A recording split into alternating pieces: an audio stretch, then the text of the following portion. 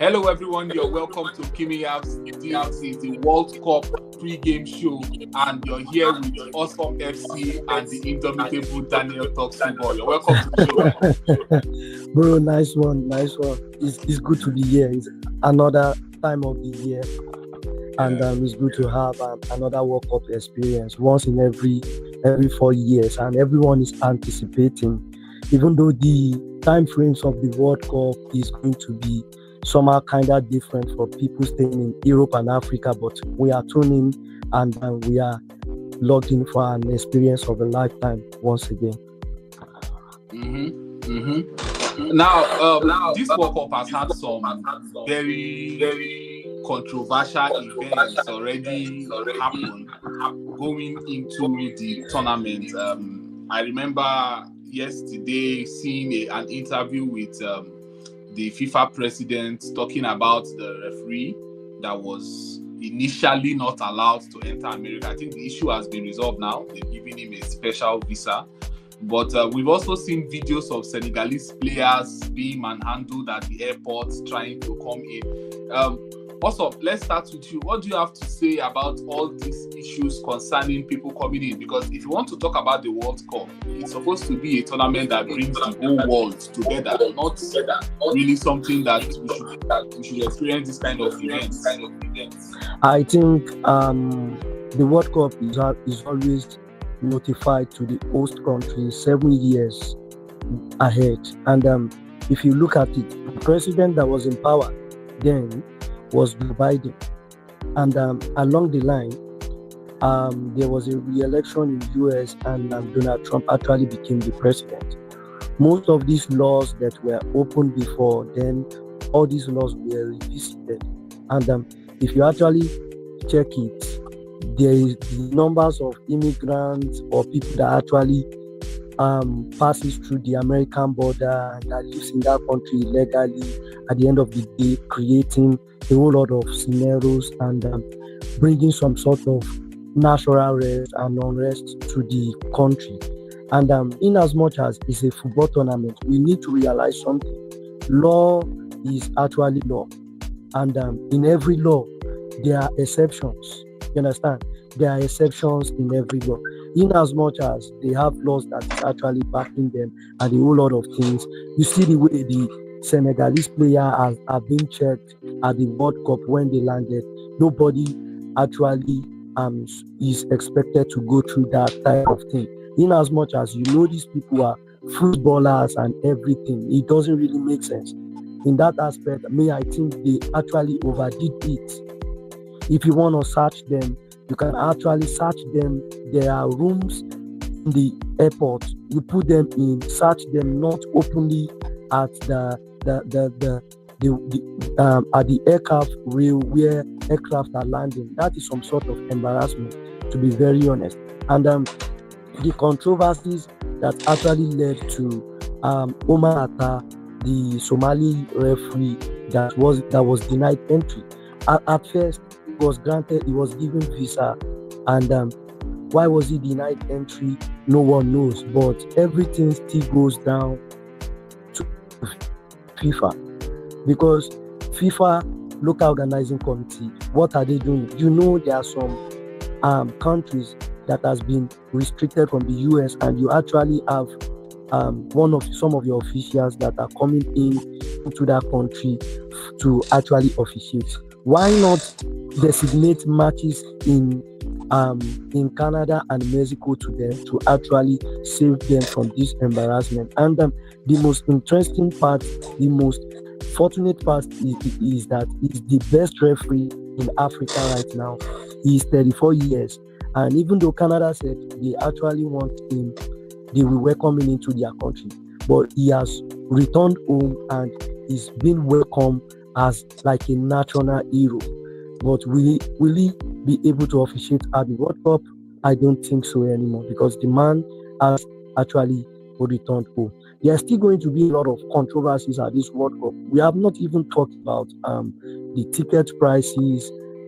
See, don't be surprised. Most of these fans will only be able to watch just one match, because the ticket prices is this: the more you are closer to the pitch, the more the expensive the tickets are. So let me allow the next person to jump on it.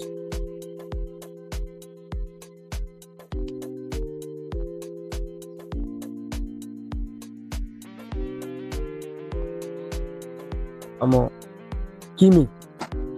So Daniel, you can go. All right. I think you've pretty much said everything about the stuff. Those Senegalese players should not be going through that, extra scrutiny that they were going through. Players, these are professional players. They should not be going through that extra scrutiny. However, I can understand where the US are also coming from, because the US is a country that takes security measures very, very, very serious. They take security measures very serious. Now, I'm not saying what they did to those Senegalese players is right or is not right. They should not go through that scrutiny. But US is a country that they take their security measures very serious. Like, it is a country of order. Their orderliness is top notch. And for that Somali referee, it is not just about the referee. It is about where the referee is from.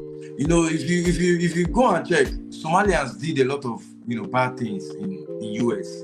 The Somalians did a lot of bad things in US. And so these are the measures that I think the US were putting in place. That because it is football does not mean everybody can just come to the country Daniel, and come and cause disorderliness and all these things. I understand. For the Somali ref, it's not just about the ref. It's about where the ref was coming from. It's about his country. The Somalians, they did a lot of damage in US. So I think that is the measures, the kind of security measures US are taking. So they don't want to take any chances. So I can understand where they are coming from also. So I wouldn't necessarily fully blame them. So that is just my own stance on the case, because I still feel like they are trying to protect their citizens too. That's just it for me. Yeah, I understand, Daniel. Can you guys hear me? So you can take over, Kimi. Kimi, I can't hear you. Okay, hold on. Give me a second.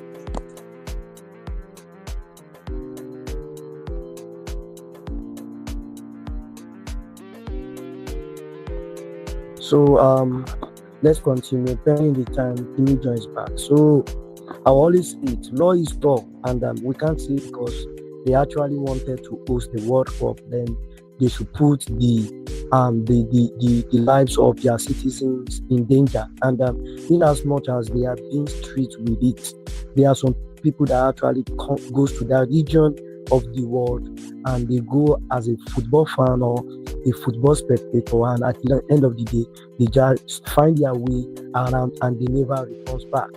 They are not saying you shouldn't come to their country, but follow the due and the normal procedures. Get your documents, get your visas, and I think, okay, Kimi, you can take over. Yes. While I understand what everyone has been saying here, it is totally unacceptable to treat competitors in a tournament in this manner. Can I hear you? You can't hear me up till now? I dey hear you. Okay. So while it's I understand. Let's just be doing it like that.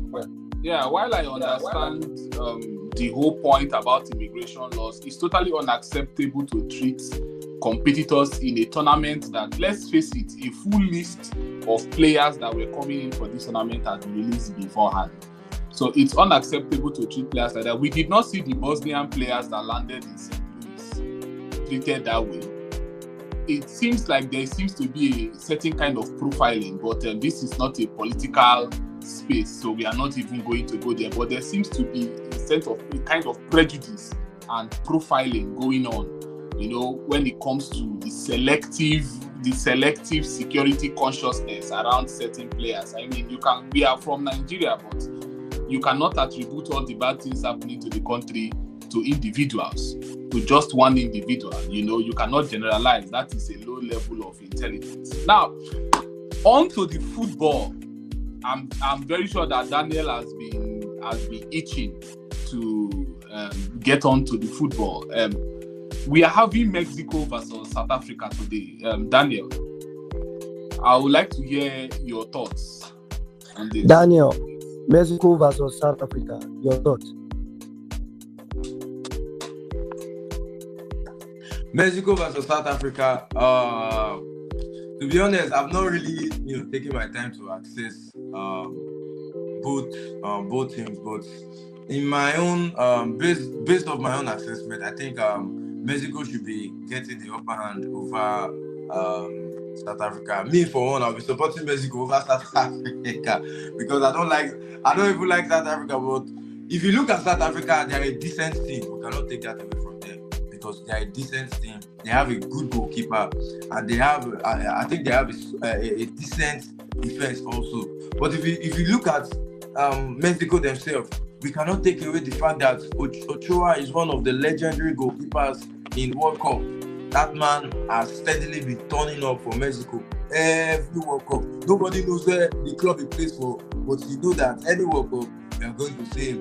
And they have Raul Jimenez also, whom I kind of rate him because it's the type of striker that I rate him as a decent striker. So I still feel like Mexico versus South Africa, it will kind of be a close game, but Mexico takes the edge. I think Mexico wins the game 2-1. 2-1. I am predicting it will be a very close and tight game. I'm predicting I think they are both decent sides themselves. So yeah, Mexico wins 2-1. Okay. Thank you, Daniel. In as much as this opening match is just like history repeating itself on home soil, and Mexico is actually made history even without kicking the ball. They'll be the first nation to actually host the FIFA World Cup 3 times, and then 2 times they've hosted it single-handedly, and this 3rd time they are hosting it with 2 other nations, the United States of America and Canada. And if you look at Mexico has always been constant at the FIFA World Cup when it comes to world football. There was a time they have Rafael Marquez, they have Chicharito, they have a lot of players in that team. But there's a new coach in town now, and this new coach will actually be looking to actually cross over line because Mexico they've actually stand out. Can I be heard now? If you look at this South African side, South African went missing after the 2010 World Cup, and they've never made their way back. And this is the first time in 16 years they will be making their way back. And what happens? They actually went back to strengthen their league, and then they are now capitalizing on players from their local league, and it actually makes the difference for them. We saw what they did at the World Cup qualifier.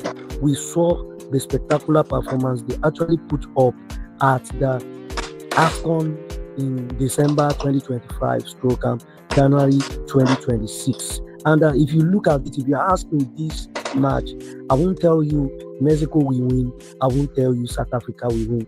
You see that passion, that rivalry, that kind of mentality that they actually used to play that match in 2010 is still alive. And there's one player in this team that was part of that 2010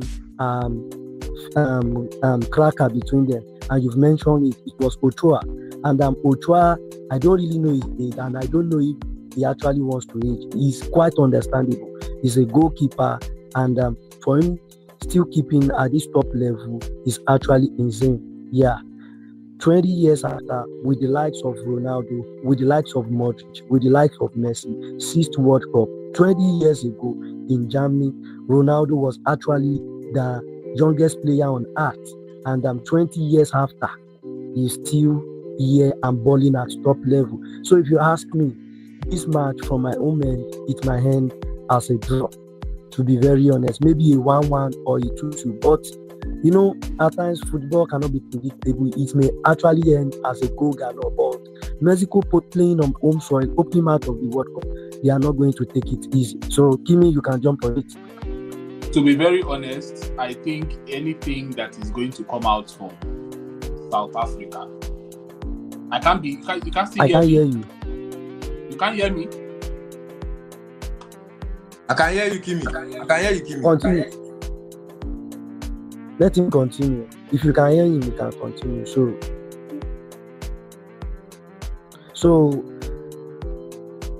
Daniel, you can take over till he comes.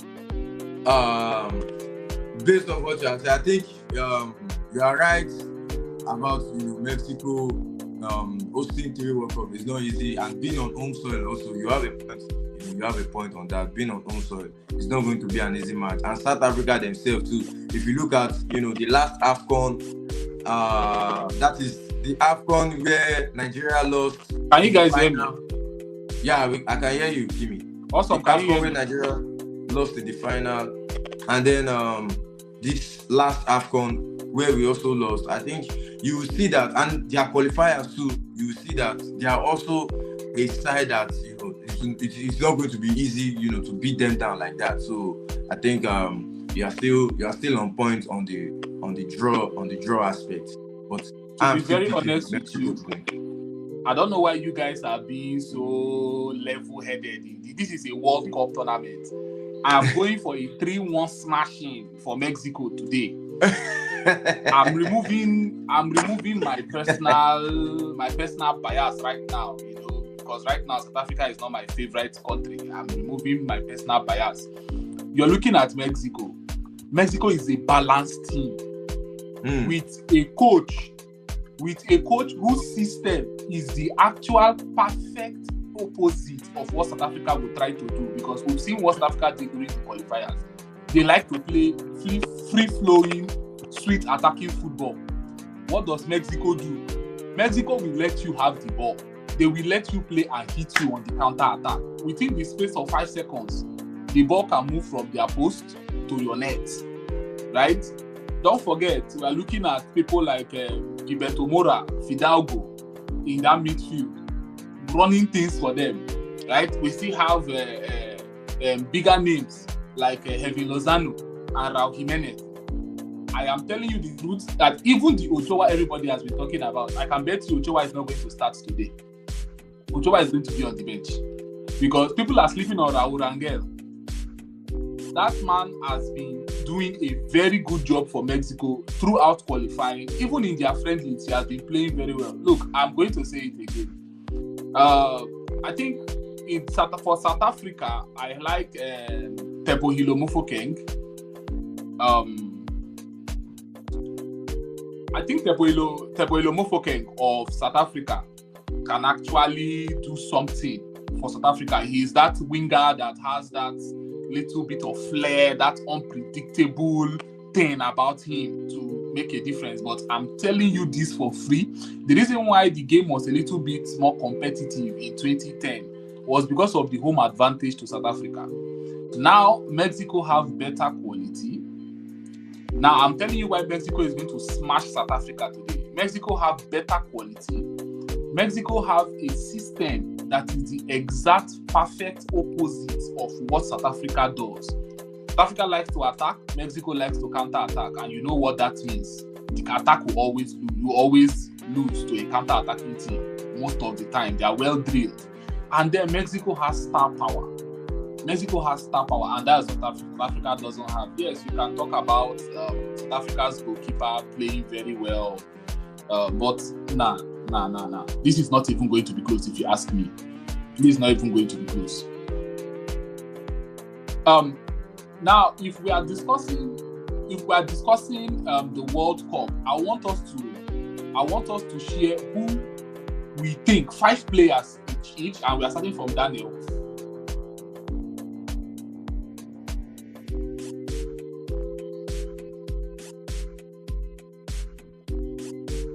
Daniel, can you hear me? Yes, I can hear you. Okay, I said since we are discussing the World Cup now, as we are discussing the World Cup now, I want us to give 5 players each that we think are going to have their James Rodriguez moment in this World Cup, where they come to the tournament and the whole world can't stop talking about them. Let's hear from Daniel. Let's hear your 5 players, and then we'll hear from Awesome, and then I will share my 5 players too. Number one for me, I think would be Adagula. Number one. I think Adagula will be one player that will be seen to announce himself, because you know why I say Adagula, because number one, the system is built around him in Turkey to strive. Everything is literally set out for him to do well. So if he doesn't play well, he's like their best player there. The team is built around him. The team is literally centered around him. So definitely I'm expecting him to have a good tournament, because part of the reason why James Rodriguez was able to do well in that 2014 World Cup was because the team was centered around him. And when the team is centered around you, there is tendency that you can do well. Another player like that, I think, will have that James Rodriguez moment will be Bobby Hendrick. Bobby Hendrick is that player, I think, will be announcing himself in this World Cup too, because he's kind of like a secret weapon. That secret weapon that you can always look out for when the game is getting difficult. You can always count on that secret weapon. Okay, come inside, come and do your thing and see if you can maybe get a goal. And we know what Hendrick can offer. Hendrick is very, very explosive. He has one crazy shot power, better shot power than even Vinicius and Rodrigo said. Crazy shot power. So, and a fearless guy. So, someone like that, I think, is capable of, announcing himself in this World Cup. Another person is, I think, Olise too. I think Olise too is that player that can have his James Rodriguez move. But I think Olise is already one of the best players in the world already. So I don't really need to talk much about that one. Another person would be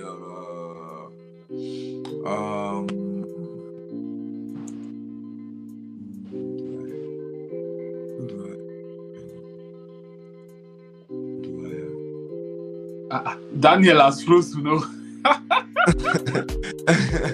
I'm already dumbfounded. I don't think I have any players from the top of my head again. So those are your 3 top picks. I think those are my top picks that they can have their. One more Nico Paz for Argentina. I think Nico Paz will be that secret weapon for Argentina also, because Nico Paz, we have seen what he did for Kumo, and getting his call up in this Argentine team, I think he can actually have his moment in this team, because if you even look, majority of those midfielders that did well back in 2022, they are not in form. McAllister is not in form.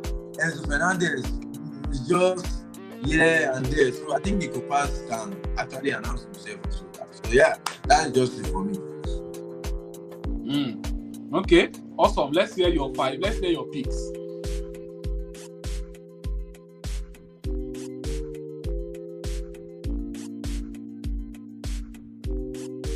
Awesome. Can we hear your before picks? I forget, I will start from my own star boy, Amad Diallo, and I'm having this feeling that Amad Diallo and this Ivory Coast or Cote d'Ivoire national team we actually go for. In as much as we saw the spectacular Amad Diallo under Ruben Amorim 2024 to 2026, and immediately came back from the AFCON. He learned, even during the AFCON, he learned the manager has been sacked, and ever since then he has been trying to find the balance. And why don't we actually sit down and think about this? Whenever he comes back to the Manchester United team since Ruben left, whenever he goes back to his national team, he has always been delivering. And we saw that spectacular goal he actually scored a few days ago at one of their friendlies. And let's take the goal away. His contribution, his work rate, and I feel like his national team coach is actually making him to be free and express himself. And in this World Cup, we'll be seeing the best of Amad Diallo. And I think in another dimension that we've actually not seen before. And this is a message to carry. He needs to actually find out whatever he needs to do to actually fit in this boy into that thing. Amad Diallo is a generational talent that we can't actually take away. That's number one. Then number two, there's a player that will make the utmost moment and is going to break the headlines match in, match out in this World Cup. He has the aura, he has the flair, he has the charisma, he has the body structure of James Rodriguez as he did in 2010. Is Arda Güler. Arda Güler is the next Akansuka of Turkey. We know what Akansuka did in 2002 World Cup. And up till tomorrow, he has scored the fastest goal in the World Cup. 10 seconds, 50-something milliseconds. And the way it is, Arda Güler has been exceptional. He was given opportunity in that Real Madrid team this season, and he never fails to deliver. Whenever he goes to represent this Turkish national team, he plays his heart and soul out of this team. He has been scoring spectacular goals upon spectacular goals. This guy is fearless. He's not afraid to take on players. He's not afraid to enter into half spaces and shoot. And Arda Güler story, I think I made a video a few days ago. I think it was all about Endrick and Arda Güler, and I said, if you see Real Madrid pay some certain amount of money for top player, for a prospect, don't doubt them. Don't doubt them. They did it with Endrick, they did it with Arda Güler, they did it with Odegaard, they did it with Nico Vinicius, and we are Rodrigo. actually seeing the product now. So Arda Güler, my eyes will be on him. And then another one of his kind will be his counterpart, Kenan Yildiz. Now, Juventus has actually declared that they want to review, and Kenan Yildiz is an untouchable player in that team. And if you look at Kenan Yildiz, if you look at the way Juventus operates, there are some certain jersey numbers that they actually gives to player, especially that number 10. Any player that is wearing Juventus number 10, forget about it. They are special players, and to them, and before you can actually touch those players, is going to go a long way. And Yildiz for Juventus over 3 seasons, a young star playing alongside Arda Güler, the chemistry, the bond, individual ability, not to talk of playing together as a team. Kenan Yildiz, we ball his soul out.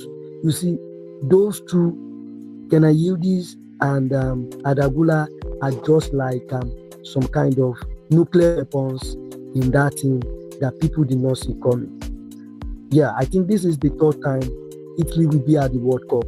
We saw the kind of sent forth they actually gave them while leaving their country, which means it means a lot to them. And in as much as it means a lot to the country, it means a lot to the player. It is an avenue for them to announce to their clubs, if they ball their soul out, their market value is actually going to increase. And right now, the youngest, most expensive player in the FIFA World Cup 2026 is Arda Güler, $124 million right now. So Kenan Yildiz will be another one to watch. Then my next one will be Endrick. Endrick's loan to Olympique Marseille in January helped him to actually rediscover the best position he can actually play. If that guy, and kudos to every Olympique Marseille coaches and officials, they've done that boy a great job. Imagine Endrick playing from the right flank of the pitch, delivering goals and assists, balling himself out. This guy is fast, he's clinical, he's strong at just 19 or so. So Endrick is a player to watch. See, Endrick clinicality is on another level. When he hits the ball, he hits the ball as if he's eating a rock. You know, when you use your full force to actually hit something, you know how it will go. Go and check Endrick's goals. Endrick's goals are net busters. And I just want Carlo Ancelotti to actually tweak him and play him on that right wing. He's going to ball. Then I think there are too many youngsters, but the last of his kind will actually be Nico Pass, one of the most wanted midfielder in Europe right now. But every top team actually wants Nico Pass. Every top team actually wants Nico Pass. But if not for the fact that Real Madrid is actually wise, whenever they are selling their youngsters, they actually include clauses into it. Nico Pass should be out of the Argentine national team. He should be the out of the Argentine national team because I see him as the present and I see him as the future. So, in as much as I have more than 5, but I don't want to break the protocol. So, Timmy, you can take over. Okay, number 1 for me, Desiree Doué. You see, Doué is going to have a breakout World Cup. Let's not pretend as if that guy is not on a totally different level, right? Let's not even pretend. I still have one player that I feel is going to shine, and people are actually kind of sleeping on. Ayoub Boadi of Morocco. Yes, he has not filled into his body, and he's still trying to understand that Morocco national team setup. Can you guys hear me? But when that man plays 1 match or 2 matches and gets into the flow, we are going to see something special in this tournament from Ayoub Boadi. Remember the name. Number three, another player that is going to have a blowout season for Mexico. I've mentioned his name before. I will still mention it again. Gilberto Mora. See, I am mentioning names. Mark it down. At the end of this tournament, we are still going to revisit these names, right? Then for South Africa, in the short time they are going to be in this tournament, because I know South Africa will not play more than 3 matches in this tournament. I don't think they'll make it out of the group. But one person from South Africa I am really interested in seeing is Telebohile Mofokeng, that left winger. That guy is someone that I think is going to announce himself to the world and get a good move out of this tournament. If really he's going to have a good World Cup. I don't think his team is going to go so deep into the tournament, but he's going to have a World Cup that announces his name. And there's another player that I actually think is going to shine at this tournament. Gannon Doak of Scotland. You see that guy at Bournemouth, watch out for him. That I know there is a kind of player I'm mentioning in my own list. Players that are not already being talked about in the future GOAT conversations. But after this tournament, I am telling you that every single person I've mentioned so far after this tournament, just check their careers in the next 2-3 years. Especially Gannon Doak. You know, a lot of the times in the Premier League, people watch what he does and they kind of downplay it a little bit. But Gannon Doak is someone that I personally see as a future GOAT in that Scottish national team. That if you want to now discuss the Premier League at large, I think Gannon Doak is going to get a very big move in the next 2 years. If he continues at this trajectory, he's going to get a very big move. Now, we have talked about players that are going to get their very wonderful tournaments. Now, I want to pose a question both to those watching and to us here. Who is your dark horse in this tournament? Who is that team that when they were coming into the tournament, people really did not expect much from them, but you feel they are going to disturb people in this tournament? Like, who is your dark horse in the tournament? Let me hear from Daniel, and then we're going to hear from Awesome. My number 1 dark horse for this World Cup, we have to be Norway. To be honest, I just cannot look away from that team, Norway. Hope you guys can hear me. I just cannot look away from that team. Honestly speaking, ever since it has been confirmed that Norway have made it to the World Cup, I just feel like this team, they have something in store. Because if you look at, they have the best striker in the Premier League in Erling Haaland. They have Martin Odegaard, even though Martin Odegaard is not really fit, but they still have that core, that young core of that Bodo Glimt team. That young core.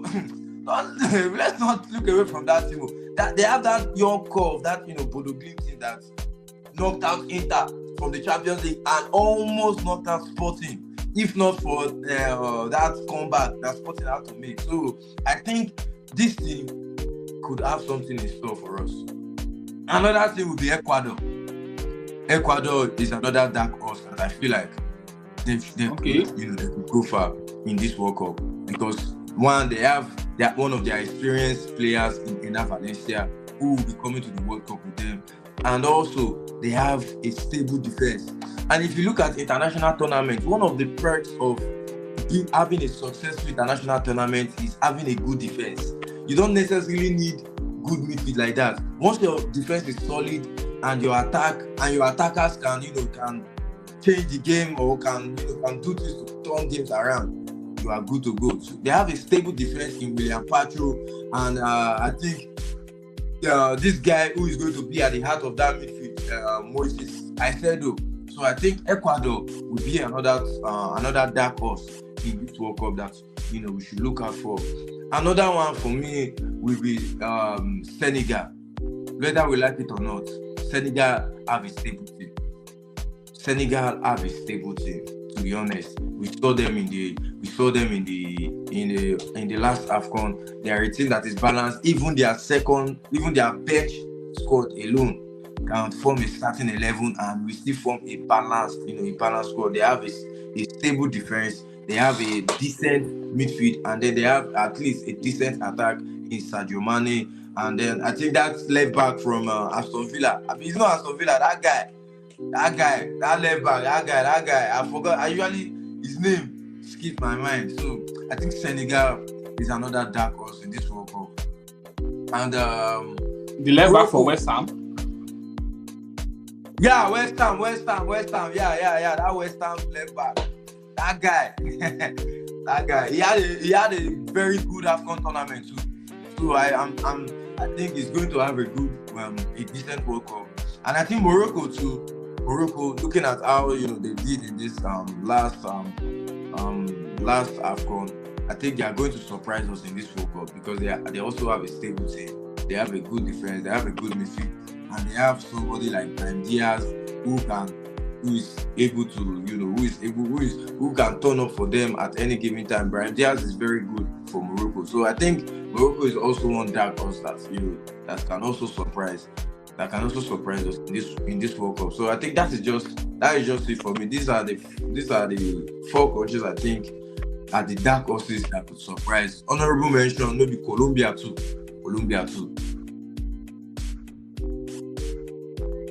So that's just it for me. So also, let's hear from you. Did you remember what happened in 2002 World Cup? Can you hear me?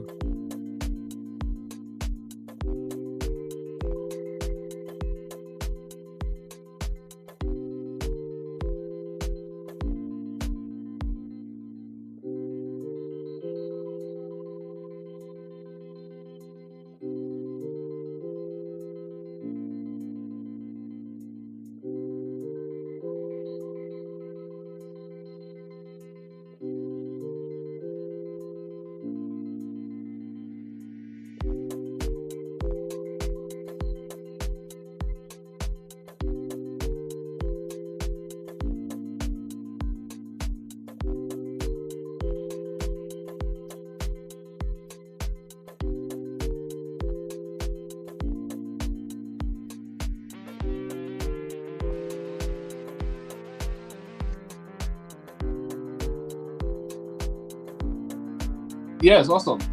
I'm with Can you you. hear me? I can hear you. I'm with you. Yeah, we're talking about dark horses.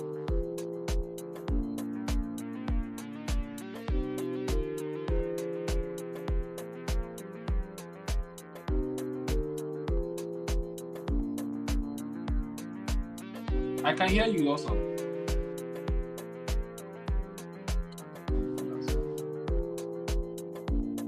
I can hear you also. Can we know your dark horse? Can you hear me? Yes, I can. I can hear you. Okay. So, talking about the dark horses, do you remember what happened at the 2002 World Cup? You see, there are some teams that will actually crash out in the group stage or the round of 32 of this thing. Remember in 2002, France crashed out, and it was Senegal that actually shocked them. Remember, Argentina was tipped as the favorite, but they never advances than the round of 16, I think. Then what did Senegal did? Senegal was the first African nation to actually make it to the quarterfinal before Morocco actually broke that record, making it to the semi-final in the last World Cup. If there's one dark horse we'll be looking at, it is Senegal. I feel like Senegal is having that generation of talent again, and they are actually playing together as a team. They have some sort of like-to-like substitution. In all honesty, if they are taking out the player, they are actually introducing a player that will give them what that player they are taking away has given them all through the minutes the player has played. Then another thing for me would be Paraguay. Remember Paraguay in 2002 World Cup, the World Cup stage, what they did, and they've always been a great team, playing attacking football. They don't run out easily. They don't get tired. If you watch Paraguay play, Paraguay is a type of team that plays that and it gives you joy. Paraguay or Costa Rica. Then 20 years after, after the 2002 World Cup, they disappeared. I think Cesar Chilabas left the team, who was their captain and all. And we know what Paraguay actually brings into the game. So Paraguay will be another dark horse for me. Then Daniel has actually mentioned Norway. Norway is having that golden generations of talents. Solot, Auge, Haaland, Odegaard, and a whole lot of others. And when you watch this team play, they play together as a team with collectiveness. You understand? So Norway is another team we need to be on the lookout for. And when I was submitting my list of top youngsters to actually watch, I mentioned Cote d'Ivoire. Cote d'Ivoire too will do the unimaginable. They are going to choke people a lot in this World Cup. And the fact that the World Cup phase has actually been changed. Now it is from the group stage to the round of 32 back to the round of 16. You see, that round of 32, there'll be a lot of shocks. Write it down. Yeah. There will be a lot of shocks. Yeah. A lot of top teams will be leaving, and you won't imagine it happening. I think also the weather is going to play a big role, don't you think? I think the weather is going to play a big role. So there's going to be a lot of shock in this tournament. We see a lot of teams, they'll be missing out, they'll be crashing out in the rounds of 32, and you will never imagine. There are teams that you also feel that they are not going to make it past the group stage, that will make it past the group stage. So my next dark horse will be South Korea. South Korea is actually the first Asian team that makes it to the semi-finals of the World Cup, and ever since they did it, no team has actually been able to do that. So South Korea is a team to actually watch out for. Is a team we need to watch out for. A lot of teams will be doing the unimaginable in this World Cup. So we need to be on the lookout for these teams. You see, Cote d'Ivoire, Norway, Paraguay, and also Ecuador. Ecuador they are studded with stars. Like we have Moise Caicedo, we have a whole lot of players that they've never had before. So watch out for. Also, I wanted to ask, do you think the temperature is going to have a big role to play? Because I said this because even in the Club World Cup, we saw teams like Dortmund sending their full squad into the dressing room just to escape the heat. I think this tournament, a big part of this tournament is going to be decided by which team and I'm looking at it as you see, I'm giving North American and African teams for the first time in a long time a little bit of an edge in this tournament, and that is why I feel Ivory Coast, like you mentioned Ivory Coast earlier. Ivory Coast are going to go for. I think Ivory Coast even have a better chance, in my opinion, of going beyond the round of 16 than even Senegal, because on talent and coaching ability alone, I think Ivory Coast is a superior team. Don't you think so? Between Ivory Coast and Senegal. I talk about the correctness of the Ivorians when you left. This is a team that I actually see them playing together, complementing each other. You understand? They played as if they have one collective goal to achieve. It's not all about individuality. We can't, if I start to mention, I'll mention Amad Diallo, Diomande, a whole lot of them. You will mention 11 players or even 22 players in that. Two players. You understand? Yeah. So they have generations of talent represented in this World Cup. And you are talking about the weather. I think these countries from Americans are actually going to benefit the most. If you look at Portugal, I think Portugal will just be getting into the US today because of the weather. They couldn't actually, I think is one of the reasons why they played most of their friendlies in Europe. They didn't get in so quick.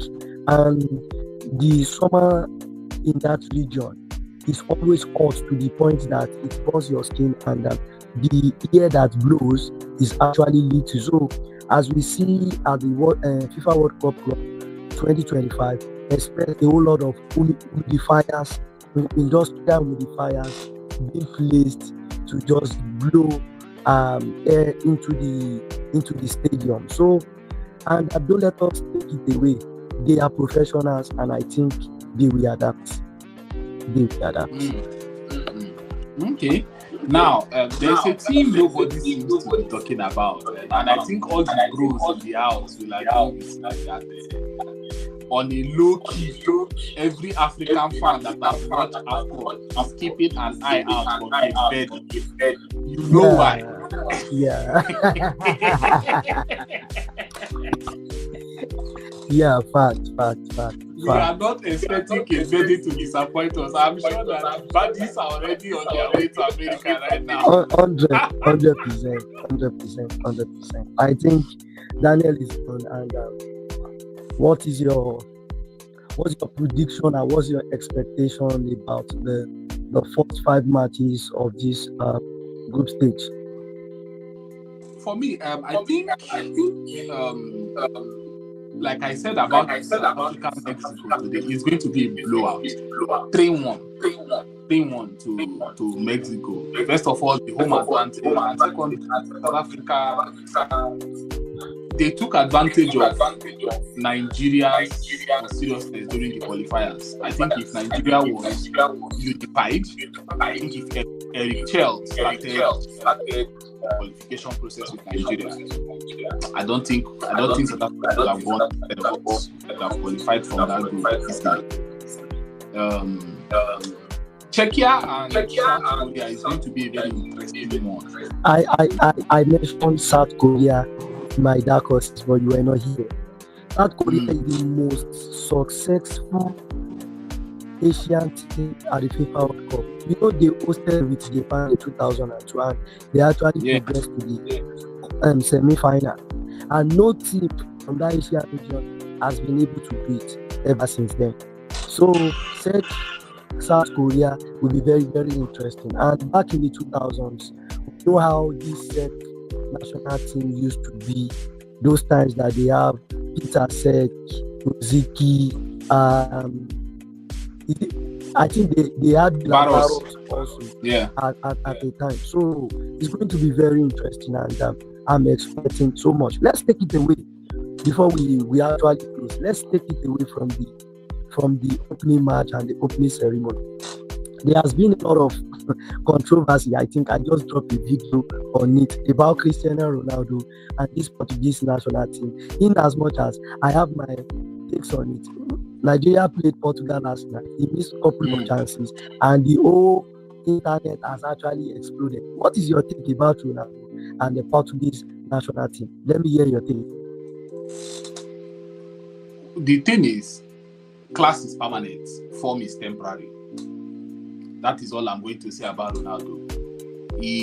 People seem to want to act like Ronaldo needs to prove anything to us. Ronaldo has nothing to prove to me and you, right?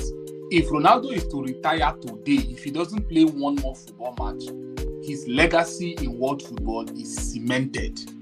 And I will say this again, I think Portugal are my personal favorites to win this tournament, not just because of Cristiano Ronaldo, right?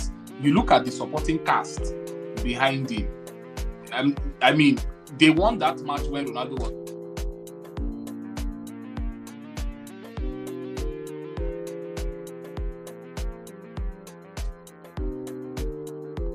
on the bench. Looked at. Can I be heard? Can you hear me? Yes. Can you hear me also? Okay. Ronaldo at 41 should not necessarily be looked at as a starter and a match decider every single time, right? At 41, they said there's an adage in our place. They said when a man is young, he carries his children on his shoulder. Yeah? When he is old, his son becomes his walking stick. So Ronaldo is 41 years old. I mean, a lot of pressure is on him. I mean, even at 41, the things he's doing at 41, there are some players 25, 26 that are not doing it. So I think they are just being hypercritical, maybe because of agendas or whatever it may be. At 41 years old, Ronaldo is still an integral part. I think now he doesn't do as much running. He's more like a goal poacher now, someone that can be. If you want to talk about Nigeria, let's talk about what he did in the previous friendly before Nigeria, right? He bagged a beautiful goal, even though the whole match between Portugal and Costa Rica descended into chaos. We saw Ronaldo's performance against Costa Rica. Yes, he's allowed to have an off game, but I think this World Cup, Ronaldo is going to have a good one. I think Ronaldo will score about 4 goals this tournament. I don't think he will score more than 4 goals in this tournament, but Portugal are going to go far, if not win the whole thing. In as much as I've watched Roberto Martinez interview on the Athletics about Ronaldo, and he have states. Remember in 2022, their former coach actually made a mistake. And that mistake he made actually cost them that tournament. So let's not take it away. And football fans actually feels a player's presence on the pitch is always to score and do assist. What Ronaldo brings into the game is more than that.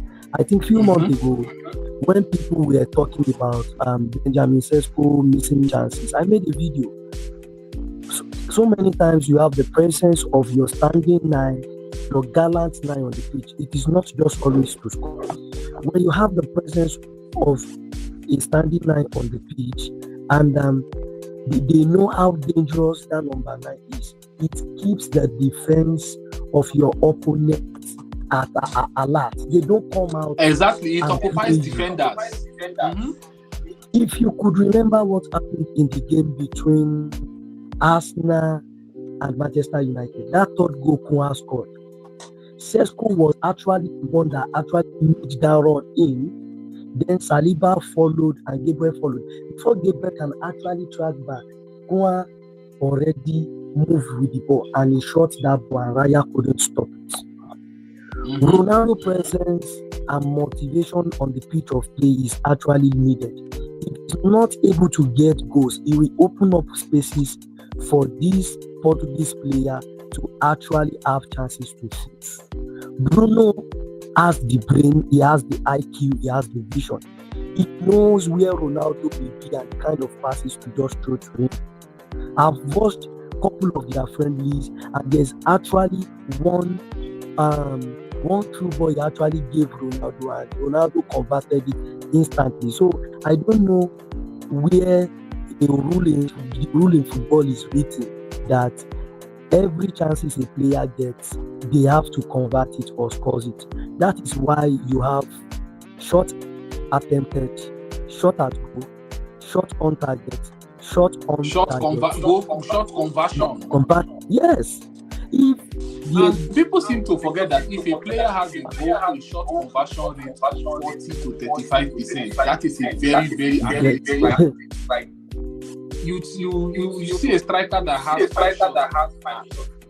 If those 5 shots, if he scores 2 out of those 5 shots, that is a very good ratio. But people seem to want to, I think one thing that affects football is that it needs to go viral, takes, or they need to drag people, quote unquote, agendas here and there, anti-Ronaldo, it's kind of fun if you want to just enjoy your brain and you have some enjoyment. But if you want to have serious conversation. Let me add this. Cristiano Ronaldo's first World Cup was 20 years ago in Germany at the age of 21, and he was the youngest best player on planet. This man, with a whole lot of others, single-handedly fired that penalty that took Portugal to the semi-finals of the World Cup, first ever semi-finals they played. And you know how many numbers of generations that has come and gone, and he has single-handedly made sure they won their first trophy ever, which was Euros in 2016, and they've won the Nations League 2 times, making 3 trophies. Then look at a host of all other players that have actually played around him. And this is why I say that some players, they are specially made, specially designed, their generations are different, their genes and everything. Look at Ronaldo, Modric, Lionel Messi, I think Ochoa and the likes are the players that don't forget Kramaric. Yeah, Kramaric, God bless you. They actually played their first ever World Cup together. Every other ones are retired. Most of these people that doesn't even play up to their level are actually managers right now. So we need to give it to them. It is not the same strength they have that year ago that they actually have. If you are expecting Cristiano Ronaldo to do something spectacular, the way Haaland, Mbappe are actually doing it in this World Cup, you are putting yourself on some kind of hiatus, and it's just gonna be a long thing. So Ronaldo, I won't be surprised if he score over 4 to 5 goals. I won't be surprised. Because I'm putting his max goals in this tournament. I don't think Ronaldo will get more than 4 goals. Not necessarily because he's not effective, but I think the way Ronaldo will be used in this tournament is going to be different from what he's expecting. Right? Exactly. I think Portugal still have Gonzalo Ramos. Right? Gonzalo Ramos. They have Rafael. Yeah. So they have people that can actually play in that number 9 position. So I think he's going to use João Felix was on fire this past season. You understand? They have João Felix, they have Bruno Fernandes that can actually convert. Also, don't forget they have Vitinha that scores unimaginable at times. They have Ruben Neves that can actually fire shots at any given interval. They have Pedro Neto, even though he can be annoying and playful at times. So they are going to go too far. So finally, before you go, what is your prediction? Who is going to win the World Cup? No. Don't let us start with that. Okay, who is going to win the World Cup? Who is going to win the World Cup in your opinion? Portugal. Portugal. You know this guy, Diego Jota has handed the trophy to Cristiano Ronaldo from heaven. So Yes. it is their time to win it. They are winning it for Diego Jota, because one of Diego Jota's dream was actually to win the World Cup alongside Cristiano Ronaldo. But that is unpredictable. The unimaginable actually happens. But he has actually given him the trophy from heaven. So Portugal just want to go and take part. Okay, let's go and play. The trophy is theirs already. And in as much as I see a lot of people saying, I would be surprised if France crash out at quarterfinal of this tournament. I won't be surprised. Yeah, I think either France or Argentina are going to give us one of the biggest shocks of this tournament. But let's not forget that England are going to give us another one of their every 4 years. Every 4 years disappointment is going to come. I don't think England are going to do much in these tournaments. Maybe a quarter-final finish for England.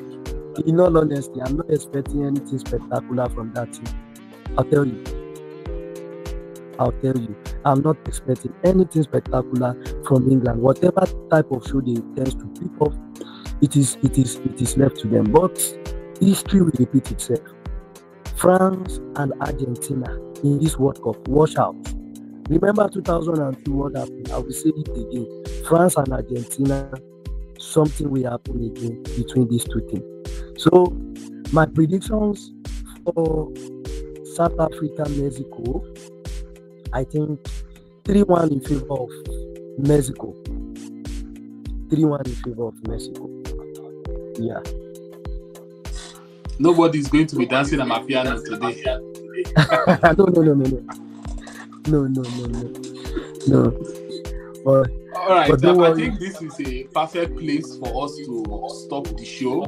This is going to be first of many more live shows and more World Cup content coming from us, from myself, from Awesome, and Daniel this contest, football festival that we are having. All right, so thank you so much for being with us, Awesome. Until the next live show, I look forward to seeing you on the next live show. And yes, we have some technical difficulties on this live. Fix it before the next one. All right. Yeah. Right. Thank you so much. Until next time. Peace. Give me up. Send my video. I beg. Make I go edit.